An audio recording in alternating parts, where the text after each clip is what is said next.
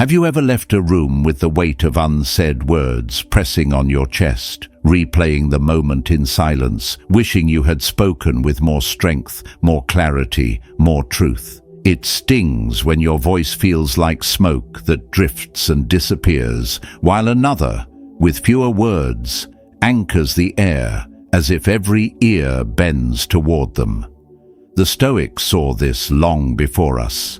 They knew the measure of a person is not in the noise they make, but in the order of their mind, for the voice is nothing more than its mirror.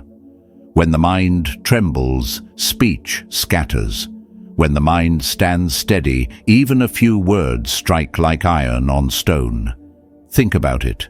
A sentence can open doors or close them forever. A pause can command more respect than a storm of noise. Your voice, used with purpose, can shape how the world sees you long before your actions arrive to prove it. So the question is not only how to speak, but how to shape yourself so that every word carries the weight of who you are. Stay with me and let's step into the discipline of speaking wisely, where clarity becomes power and silence itself becomes part of your strength. As we step into the first chapter, imagine yourself walking into a room where eyes turn before you even sit down. You haven't spoken more than a sentence, yet in those fleeting seconds, people are already weighing you, measuring the depth of your presence, the steadiness of your voice, the confidence in your tone. The world judges faster than it listens, and the way you speak paints your identity long before your deeds arrive to prove it. Marcus Aurelius once wrote, "The soul becomes dyed with the color of its thoughts." In the same way, your words dye the way others perceive you. Your voice is not an ornament. It is a standard you carry into the world. It carries who you are into the world. Now imagine two candidates.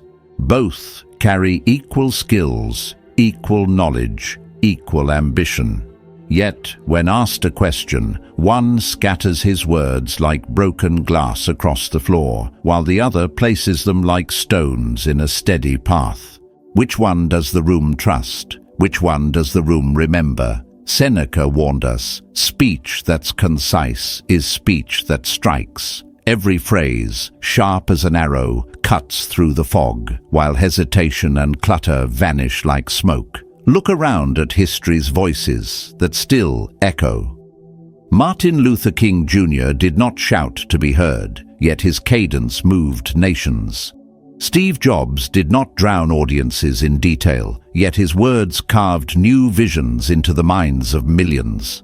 Malala, calm yet defiant, spoke not with volume, but with truth. Their power was never in excess, but in restraint. Not the flood, but the river that knew its course. We live now in a world that shouts without listening, where timelines flash like sparks in a storm, and judgments come quicker than breaths. In such noise, the one who speaks with clarity becomes a lighthouse, a single steady flame guiding others through confusion. Each time you open your mouth, you are either building trust or eroding it.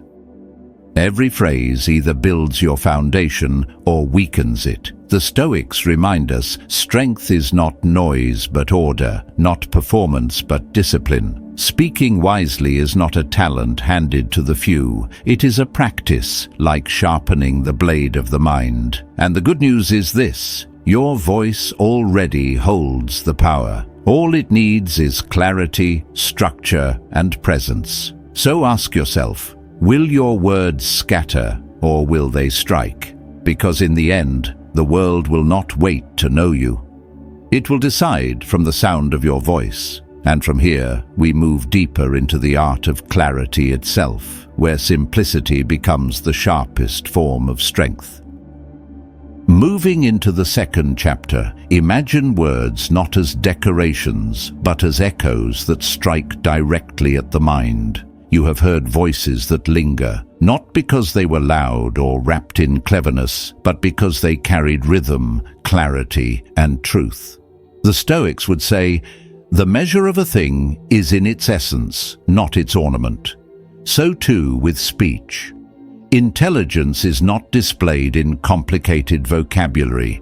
It is revealed in the ability to order thought, to carry meaning without distortion, and to let silence hold its rightful place. Now picture this. You sit in a hall, listening to a speaker rush through tangled words. The message slips past, thin as smoke. Then another rises. Their pace is calm, deliberate. Each sentence lands.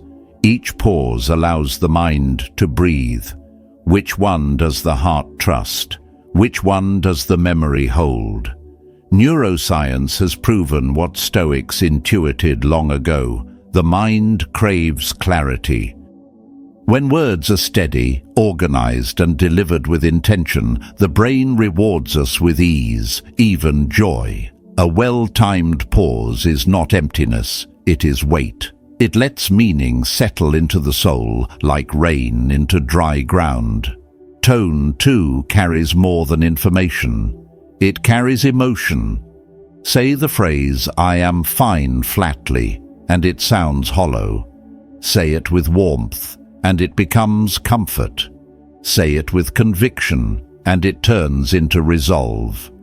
Your tone is the wrapping of your message, the signal of how the listener should hold your words. And within a single sentence, emphasis can alter everything. I never said she stole the money. Now shift the weight. I never said she stole the money. One thought, many meanings. The wise speaker guides focus not with more words, but with intentional stress. Think of Martin Luther King Jr.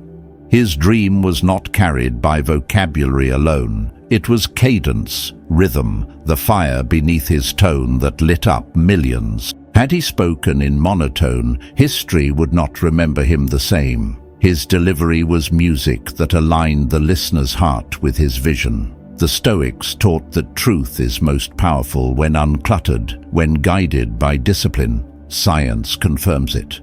The mind rests where words are clear, structured, and given room to live. So the question becomes, will your speech be scattered noise, or will it be ordered music? The power is already in your voice. Respect silence, shape tone, let rhythm lead. For when you master these, your words no longer inform, they endure. And from here, we move into the next chapter, where we sharpen the choice of words themselves, removing excess so that meaning alone remains. Moving into the third chapter, picture a man standing before a crowd, eager to prove his brilliance. His mouth fills with grand phrases, ornate words, the kind you find buried in books no one reads. Heads nod politely, but eyes glaze over. His words climb high walls, but no one can reach them. Then another steps forward. His words are plain, sharp, human. People lean in. They feel him. They remember. The Stoics would say this: wisdom is not in decoration, but in transmission. Seneca reminded us, if you wish to be loved, love. In the same way, if you wish to be understood, speak to be understood. Ask yourself, what matters more, to sound impressive or to strike true? The man who wraps his thoughts in layers of complexity speaks only to his own ego. The one who chooses simplicity speaks to the soul. A phrase like the juxtaposition of divergent ideologies creates dissonance, impresses no one. But when opposite beliefs collide, confusion grows, pierces instantly. One scatters, the other lands. Clarity always defeats complexity. Think of language as seasoning. A little enriches the dish. Too much spoils it. Smart speech trims excess. It cuts filler. He made a decision becomes he decided. She gave help becomes she helped. Small changes, massive weight. Silence is sharper than clutter. A pause commands more than a cloud of empty words. I recall a teacher who wanted to explain gravity to a child. He could have quoted the definition. Instead, He dropped a pencil. It fell. The lesson stuck. Truth that is felt becomes truth that is remembered. That is the Stoic way, direct, clean, alive. So, the next time you rise to speak, ask not, do I sound smart? But, do I sound clear? Because words are not ornaments. They are bridges, and a bridge must carry, not collapse. From here, we move into the art of structure, where words gain not only clarity, but direction, flowing like a river that knows where it leads. Advancing into the 4th chapter, imagine a pile of bricks scattered on the ground, each one strong in itself, yet without a blueprint, they collapse into nothing more than rubble. That is what words become without structure, heavy yet powerless, unable to hold or to build. The Stoics knew this well. Epictetus warned that disorder in thought leads to disorder in speech, and disorder in speech breeds weakness, not strength. Think back to the conversations or speeches that moved you most. They carried a rhythm, a flow, a path that guided you step by step. There was a beginning that opened the door, a middle that carried the weight, and an end that sealed it in memory. That order is no accident. It is discipline. To speak without structure is to throw stones in every direction. To speak with structure is to build a staircase others can climb. Consider a simple model. Set up, core idea, close. 3 movements, like the rise and fall of a breath. A question about leadership might tempt you to ramble, but if you begin with, leadership is not about titles, it is about impact, you've set the stage. Add, a true leader listens more than he speaks, leads by example, and inspires by consistency. That is your core. Then you seal it. So real leadership is influence, not position. 3 lines, complete, balanced, unforgettable. Our minds love patterns. Trios in particular strike deep. Government of the people, by the people, for the people. 3 reasons, 3 pillars, 3 stones set in perfect balance. Use this law and your words will echo long after they end. And if you doubt the power of structure, picture 2 voices. One says, I think this project feels right. The other says, there are 3 reasons we should pursue it. It solves a real problem. We already have the tools. It aligns with our long vision. Which one would you follow? Which one would you trust? Structure carries weight. Even in nerves, structure is a refuge. You do not need to memorize every word. You need only remember the path. Where do I begin? What is the core? How do I close? That is enough. Because when your words have shape, your message has strength. At this stage, let us step into something even more magnetic. For structure gives your words direction, but confidence gives them power. And together, they turn speech into impact. Advancing into the 5th chapter, imagine a room falling silent as one person begins to speak. They don't shout, they don't decorate their words, yet the atmosphere shifts. What makes the difference? Confidence. The Stoics understood it well. Confidence is not arrogance. It is not noise. It is the calm assurance that what you say matters. Seneca once wrote that the man who anticipates troubles takes away their power. Confidence is that anticipation. It does not erase fear. It steadies you in spite of it. Even great speakers trembled, but they breathed, paused, and chose not to bow to panic.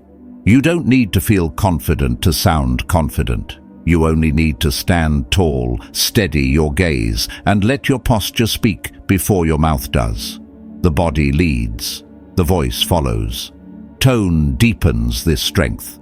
A sentence that drifts upward sounds unsure. A sentence anchored downward lands like stone. Silence, too, is sharper than filler words. A pause signals thought, not weakness. Consider two speakers. One stumbles, maybe we should try another plan. The other says, I believe a new plan will serve us better. Here's why. Same idea. One fades, the other holds the room. Presence makes the difference, but confidence is not born in the moment. It is forged in practice. Speak aloud to yourself. Record your words. Visualize calm before you enter the room. Stack small victories, one clear point, one steady question, one honest story. Over time, the trembling softens and steel grows in its place. And never forget, authenticity magnifies confidence. People lean in not when you sound perfect, but when you sound true. Speak with honesty. Let your values guide your words. Confidence opens the door, but authenticity keeps people listening. So pause. Ask yourself, what truth will I carry into my next conversation? Hold it, believe it, release it with weight. Confidence is not the absence of fear. It is the decision to rise anyway. Now, as we move forward, we uncover something deeper. For speaking wisely begins not with the tongue, but with the ear. Listening is where true power takes root. Advancing into the 6th chapter, picture a storm of voices colliding in a crowded hall. Everyone shouts to be heard, yet their words dissolve into noise. Then, in the midst of the chaos, one figure remains still, silent, listening. The room begins to bend toward them, not because they spoke, but because they heard. The Stoics knew this secret. To master speech, first master silence. Epictetus reminded his students that we have 2 ears and 1 mouth for a reason. The wise man listens more than he speaks, not to hoard words, but to sharpen them. Listening is not passive, it is active discipline, it is presence, it is the restraint to let another's story breathe before you offer your own. Think of a river.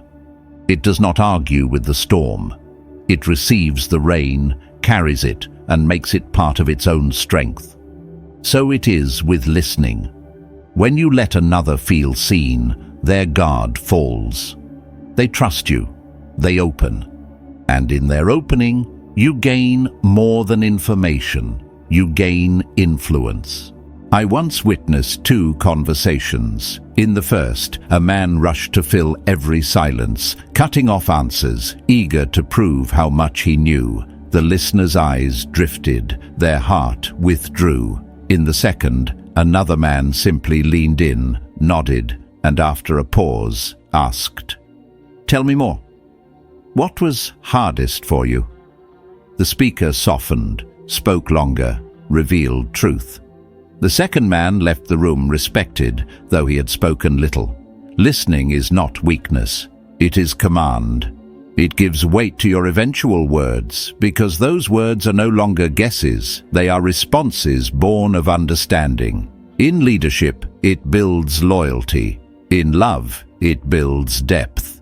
In conflict, it disarms. So remember this, smart speech begins not with the mouth but with the ear. To listen deeply is to prepare your words like arrows, aimed with precision rather than scattered in haste. And from here, we move to an even subtler discipline, the art of removing the weak words that betray our strength before it is even spoken. As we step into this 7th chapter, imagine standing before a fire. The flames leap and crackle, but it is the stillness between sparks that gives them shape. Our words are the same. When every thought is padded with like, or the fire loses its force. What could have struck with clarity fades into background noise. Marcus Aurelius said, "You have power over your mind, not outside events." And here, your speech reveals if you hold that power or give it away. Filler words are not harmless. They are signs of the mind stumbling. Yet silence, placed with intention, is a mark of mastery. A pause commands more respect than clutter ever could. Now picture the language of apology. I just wanted to say, this might sound stupid. I'm not an expert, but these phrases shrink you before you have even begun. They are banners of surrender, and they erode credibility. Seneca warned that we waste much of life. We waste much of speech too, begging permission when we should be present. Replace, I might be wrong with. Here's an idea. Replace, I just want to add with 1 point to add is this. These are small changes that shift the ground beneath you. A young woman once pitched a brilliant idea. Her data was strong, her vision sharp, yet every answer softened with and kind of. The response she received was cutting. We liked your idea, but we didn't feel confidence behind it. That is the cost of weak language. It doubts you before anyone else does. So breathe. Pause. Choose each word as if it matters because it does. Speak with presence and let your voice stand unshaken. Clarity is power. Comment. Clarity if you feel it. Advancing to the 8th chapter, picture a voice polished to perfection, rich in vocabulary, precise in structure, steady in tone, and yet something feels hollow. It shines like glass, but holds no warmth. This is the danger of forgetting the one element that breathes life into speech: authenticity. Without it, every technique is a mask, and masks may impress for a moment, but they never endure. Now imagine a leader standing before their people. One says with stiffness, failure is unacceptable. We must try harder. The words are strong, but the soul is absent. Another says with quiet conviction, I have failed more times than I can count. Yet each failure carried a lesson no victory could give. That is why I no longer fear failure. I grow from it. Which voice stays with you? Which one do you trust? Seneca reminded us that truth spoken plainly carries more power than grandeur. Authenticity multiplies strength. Authenticity means your tone belongs to you. It is not borrowed, not disguised, not performed. It is your pace, your cracks, your pauses, your fire. When your voice trembles with passion, it does not weaken you, it makes you human, and humanity draws others closer. The Stoics knew that virtue shines brightest when unmasked. To speak with virtue is to let your words rise from your lived truth, not from borrowed lines. I once saw a speaker who dressed their words in elegance, quoting authorities and decorating sentences with polish. The audience nodded, but soon forgot. Later, another stood and spoke simply of their own struggle, their fear, their small victories.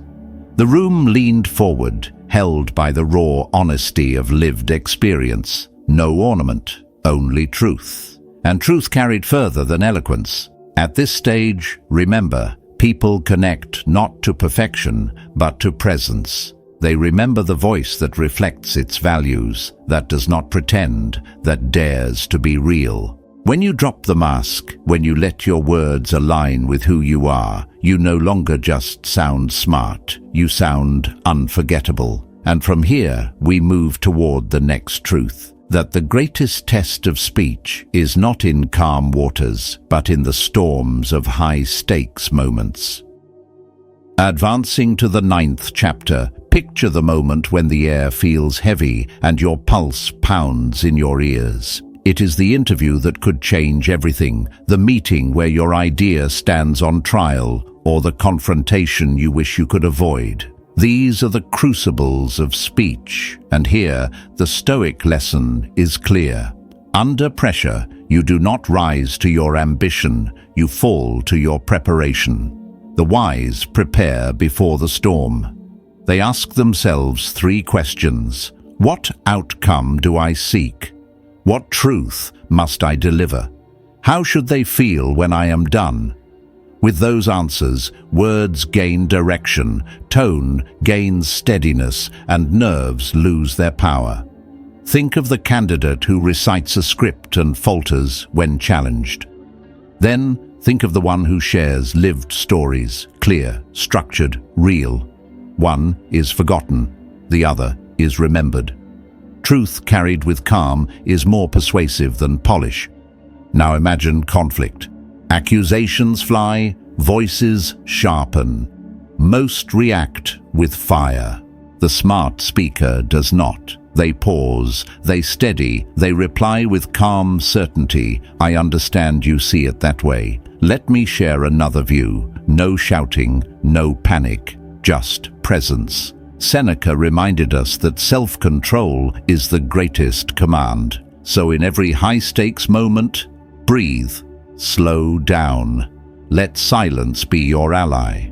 Speak with purpose, not haste. For long after words fade, people remember how you made them feel. Calm, clear, and grounded, that becomes your true reputation. Advancing into the 10th chapter, picture yourself standing in front of people whose arms are crossed, whose eyes are cautious. This is not the time for force. It is the time for persuasion. And persuasion, in its truest form, is not manipulation. It is not pressure. It is a bridge of clarity and trust. The Stoics knew this. You cannot bend another's will with noise, only with truth spoken steadily. Here's where Aristotle's 3 pillars come alive. Logos, the logic that gives your word structure. People respect what makes sense. If your ideas are supported, specific, and clear, the mind leans in. But logic alone is not enough. Pathos, emotion, is what sets words on fire. A fact may inform, but a story makes it felt. Climate change is real is heard. Imagine your child asking why there are no trees left to climb is remembered. Seneca reminded us, what touches the heart moves the hand. And then ethos, credibility, not claimed but earned.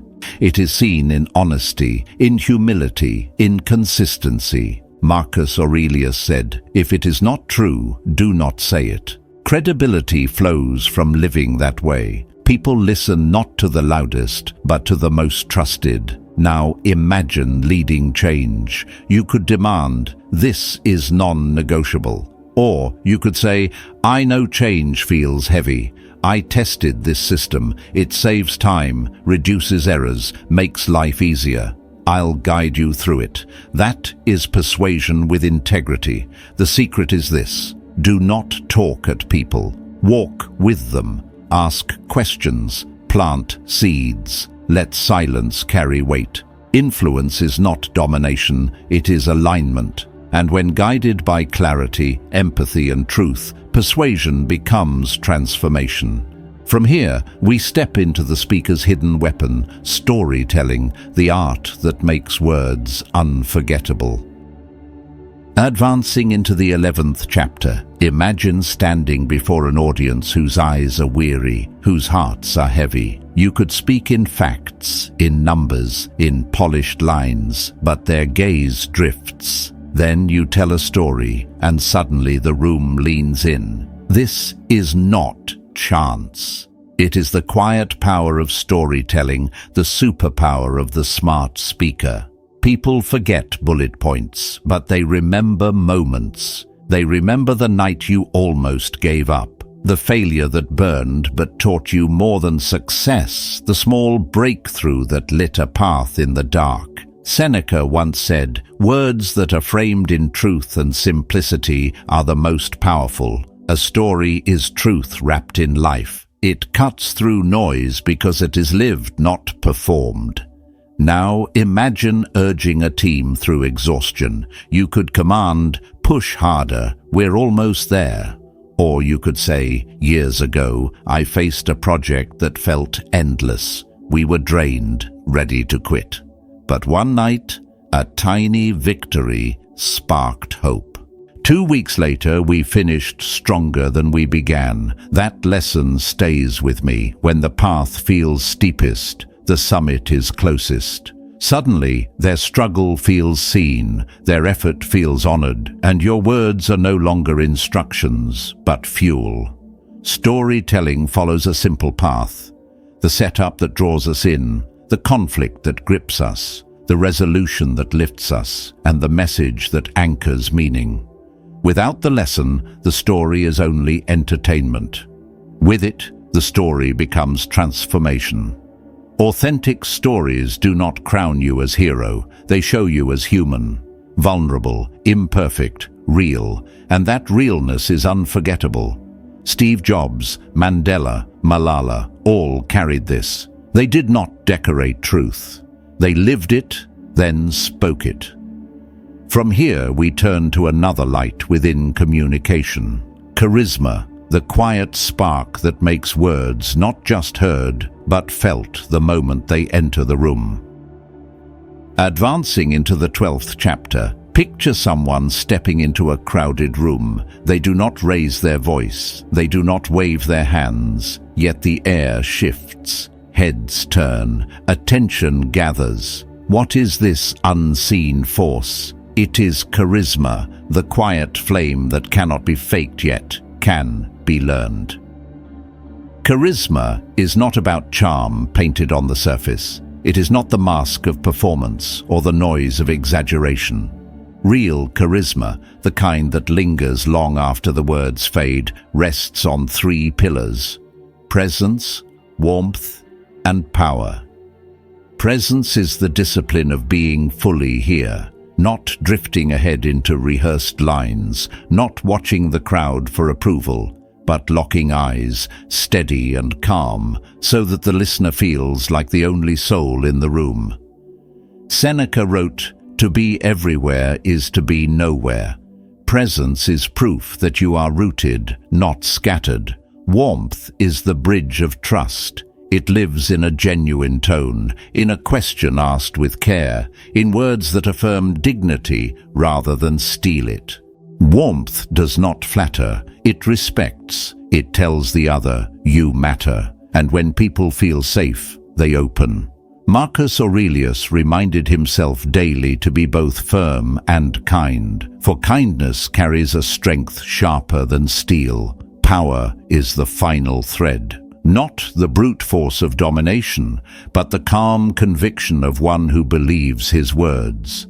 Power is in the pause that does not tremble, in the steady voice that does not rush, in the body that stands open yet grounded. Imagine telling your team, "Yes, this road has been heavy. I feel it too. But together we rise." That is not performance. That is power woven with presence and warmth. This is charisma, not noise, not tricks, but alignment. And when presence, warmth, and power unite, words become magnetic. From here, we step into influence itself, where charisma meets purpose and speech begins to shape the course of others. Advancing into the 13th chapter, picture yourself not on a stage, but in a simple conversation, one that could change the course of a decision, a relationship, even a life. The room is quiet, the stakes invisible yet heavy. This is where true influence lives. Not in speeches carved for applause, but in words that guide gently, unseen, like a river shaping stone. Influence, at its heart, is not conquest. It is not bending others to your will. It is the art of alignment, the discipline of helping others see what they already value more clearly. Marcus Aurelius reminded himself, what stands in the way becomes the way. In the same sense, influence does not break resistance, it turns it into a path. The one who influences wisely does not push harder. He listens deeper, reflects back truth, and lets others walk willingly toward their own conclusion. Think of reciprocity. When you offer genuine value first, a resource, an insight, a moment of presence, trust begins to flow. Think of consistency. When you remind someone of their own declared values, you guide without pressing. Think of social proof. A quiet signal that others have walked this path creates reassurance stronger than argument. Think of liking. Influence begins not in persuasion but in connection, when the listener feels seen. And think of scarcity. To remind someone that time is fleeting, that opportunity is not endless, is not to threaten but to awaken urgency. But here is the dividing line. Influence poisoned by manipulation corrodes both speaker and listener. Influence guided by empathy and honesty builds shared victories. The Stoics taught us that the highest good is to live in accordance with truth. Influence rooted in truth does not force, it invites. It does not dominate, it steadies. And when you weave that into every conversation, you stop being only a speaker. You become a leader. From here, we turn to the final chapter, where all these threads meet in daily practice, the habits that make speaking wisely not an act, but a way of life. As we step into the 14th chapter, imagine standing at the edge of a path you must walk every day. Along the way, you've gathered tools, clarity, confidence, presence, storytelling, influence. But tools only matter if they're used. Speaking smart cannot be an act you perform once. It must become a habit you live. Marcus Aurelius wrote, "The soul becomes dyed with the color of its thoughts." In the same way, your speech becomes dyed with the habits you repeat. Begin with a pause. Breathe before you speak. Ask yourself, what is the point of my words? Who is before me, and what do they need? That pause is not weakness. It is clarity. Speak less, but say more. Cut away the clutter and let each word carry weight. Use your voice like an instrument, steady, deliberate, sometimes soft, sometimes firm. A single pause can hold more force than a flood of rushed words. Read daily, listen deeply. Curiosity sharpens the mind, and a sharp mind gives strength to the tongue. Ask more questions than you answer. What do you think is often more powerful than any speech? After each conversation, reflect. Did my words serve truth? Did they honor my values? Because when words and values align, trust is born. Practice not only in great speeches but in daily moments, greetings, feedback, simple exchanges. Each one is training. You will stumble, but the Stoic way is progress, not perfection. Over time, your voice will no longer be a tool you reach for. It will be who you are, steady, present, unforgettable. Begin with something simple, a single phrase spoken with intention, a pause held with confidence. Small steps, practiced daily, turn into the kind of speech that carries weight. The goal is not to impress others, but to touch them. Speak with clarity, stand in calmness, and let your words reflect the strength of your character. One honest moment can shift a conversation. One thoughtful pause can change the way people see you. You do not need perfection. You do not need permission. You only need the courage to begin. If you found value here, subscribe and stay with this journey of growth. Share your reflection in the comments with 2 words: speak smart. Let this be your reminder that your voice has power, not only to express, but to build bridges and shape futures. Keep practicing, keep refining, and step into the next video where we will go even deeper into the art of communication.